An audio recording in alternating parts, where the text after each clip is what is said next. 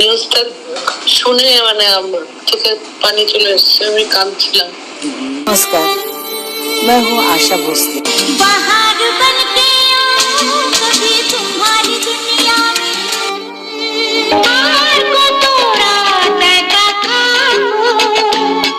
আশাজির সঙ্গে আমার ব্যক্তিগত একটা অসম্ভব ভালো সম্পর্ক ছিল। আশাজি প্রচুর গান আমাদের বাংলায় গেয়েছেন, সেটা ছোটবেলার থেকে শুনেছি। প্রখ্যাত ভারতীয় সঙ্গীত শিল্পী আশা ভোসলে মারা গেছেন। খবরটা শোনার পর থেকে কোনোভাবেই স্বাভাবিক হতে পারছিলেন না বাংলাদেশেরই প্রখ্যাত সঙ্গীত শিল্পী রুনা লায়লা। আশা ভোসলের অসুস্থতার খবর 11 এপ্রিল পেয়েছিলেন রুনা লায়লা। এরপর থেকে মন ভীষণ খারাপ ছিল। এই তো কিছুদিন আগে আশা ভোসলের ভাইয়ের ছেলের সঙ্গে কথা বলা হয়।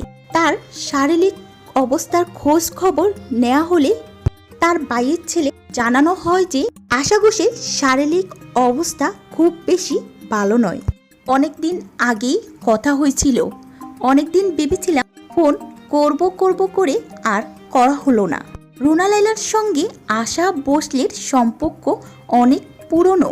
শুরুর দিকে তা ছিল শুধুমাত্র পেশাদার ও সৌজন্যের মধ্যে, কিন্তু বাংলাদেশ, ভারত ও পাকিস্তান প্রতিযোগিতাদের নিয়ে 2012 জন করা হয় রিয়েলিটি শো। আর এই আয়োজনে বিচারকে ছিলেন রুনা লায়লা, আশা ভোসলে ও আবিদা পারভিন। আর এই আয়োজনে আশা ভোসলে ও রুনা লায়লার মধ্যে বন্ধুত্বপূর্ণ সম্পর্ক তৈরি করে দেয়। এরপর তাদের মধ্যে নির্দিষ্ট সময় পর পর কথা হতো, দেখা সাক্ষাৎও হতো। তারপর থেকে উনি প্রায় সময় ফোন করতেন এবং রুনা লায়লাও আশা ভোসলের কাছে ফোন করতেন। নিউজটা শুনে মানে আমার চোখে পানি চলে এসছে, আমি কাঁদছিলাম। ওনার সাথে এত ক্লোজ হয়ে গেছিলাম, এত গল্প, এত হাসাহাসি, এত আন্তরিকতা, মানে কি বলবো আর, খুবই মন খারাপ।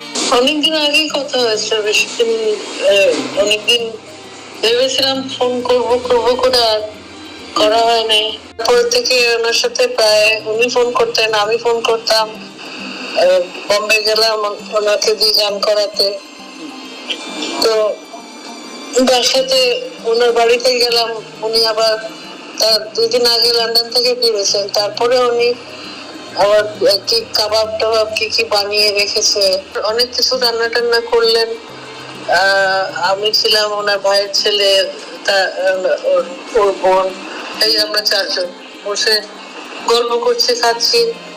এত টেস্টি খাবার, এত ভালো রান্না করতেন। আর সবসময় আপনি আর রুনাজি করে, আমি যতবার বলে যে আমাকে নাম ধরে বলেন, তুমি করে বলেন, বলে নেই आप बहुत बड़ी आर्टिस्ट है, मैं तो रिस्पेक्ट करती हूँ आपकी। কথা বলছি, আমার চোখে পানি চলে আসছে।